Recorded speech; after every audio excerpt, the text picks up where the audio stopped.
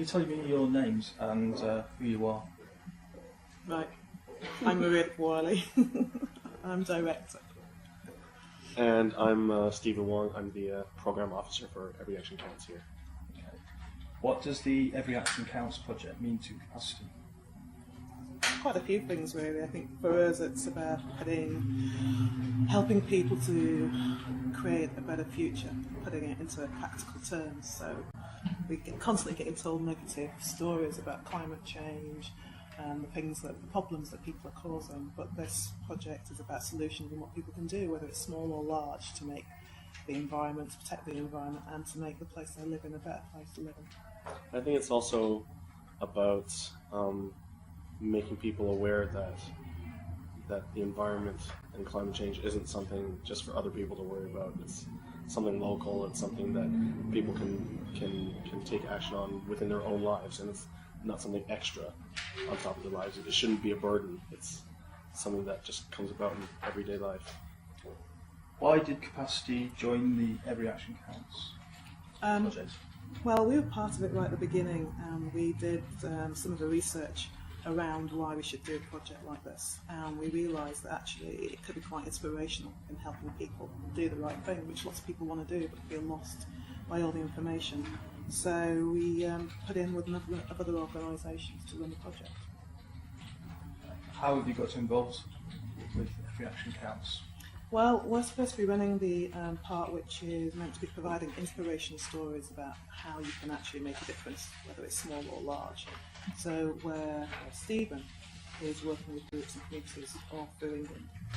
Yeah, so basically a lot of what I do deals with contacting different groups and different organizations, different people, and asking them about what they do, particularly about stuff that they've already done, and using those examples as inspiration for others. Also, in sort of to help kind of gather those people up to those examples.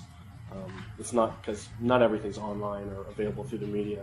We're trying to get people to volunteer their examples. So what we do is trying to raise awareness. And one of those things that we're doing is we have a project called One Planet Cinema, which is a film series related with environmental and social films such as An Inconvenient Truth or Black Gold.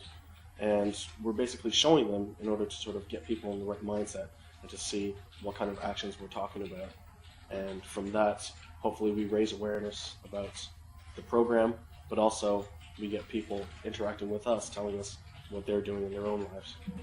And what's really fascinating is that so many people are doing things, aren't they? Yeah. We often hear the negative stories in the press about how people aren't doing things in their communities, all the sad stories about young people not doing anything. But actually there's a lot out there, and the problem is that people don't know what everyone's doing, and part of this is about showing and illustrating that the things are happening and you can do them too. What does Capacity bring to the Every Action Counts project? I think the thing that's different about us compared to some of the other organisations traditionally working on environmental issues is that we have connections to community groups that others don't. So in a way we work with unusual environmentalists, people who wouldn't necessarily see themselves as environmentalists, rather more like community activists, and bringing new people into the whole discussion around the environment and climate change.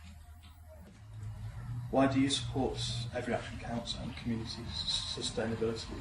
Well, everything we do at Capacity really is about ensuring that everyone has a right to a clean and healthy environment and protecting that right. So really, if you're working on that kind of issue, you have to be supporting community sustainability, because it's about both things. It's about looking after communities and individuals in it, but making sure the communities that people live in, the kind of communities they want to live in. It's also like the community approach to it is, I think, the best way, because we're working from the bottom up, and it's easy for people to make changes within their own lives rather than for government or business or large groups to be imposing change from the top down. So community sustainability for us is sort of like empowering the people. It's getting people to believe that they can make a difference themselves and making a difference in their own lives. How has Capacity adapted to the joint environmental community aspect of the programme? Well, we would say pretty well, because what we do quite often is that we work in partnership with other organisations, so it's nothing really new to us. What we like about this project is that it's one of the few projects that put organisations that work with communities together with organisations that work on environment, and surprisingly the two quite often haven't worked together before, but in this project we are.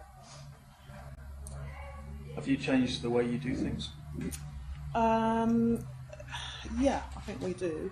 I mean, we've always had a kind of ethical policy. We recycle paper, we do the things you're meant to do. But I think one of the things that it's made us look at is, can we do more?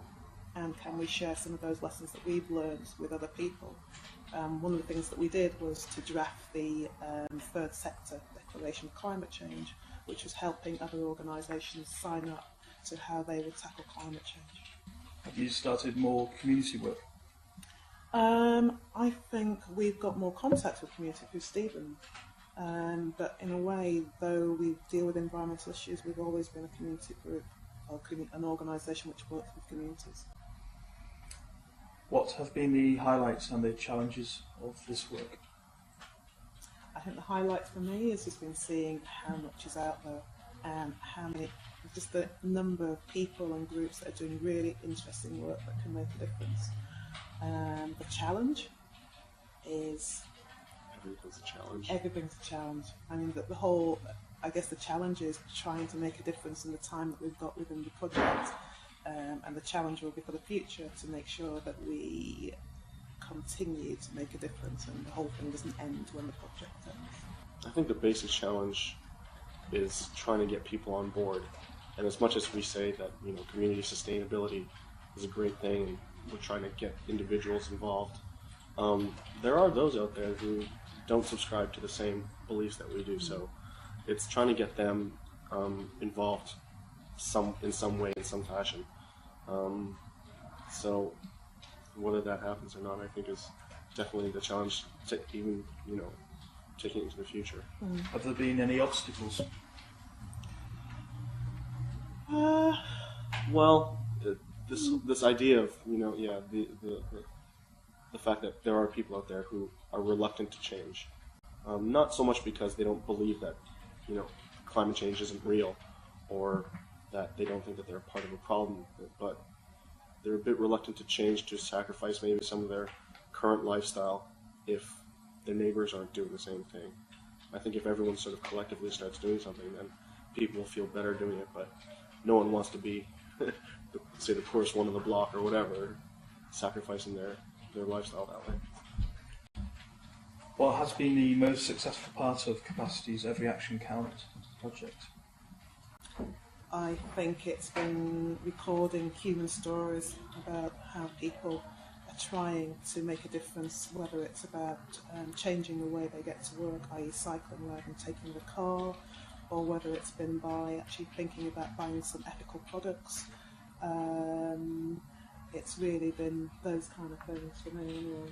I think for me, the sort of the best things that I've seen come out of it is certain examples of people who take matters into their own hands. You know, they read what's in the media, or, you know, they have some sort of ethical base in their beliefs that makes them want to change, and they don't do the regular stuff. They actually go about and they do something, what I guess, you know, normal citizens would consider rather drastic, say giving up your car and, you know, riding your bike 5 miles to work or something. That's it's not as easy as, say, changing your light bulbs, but no.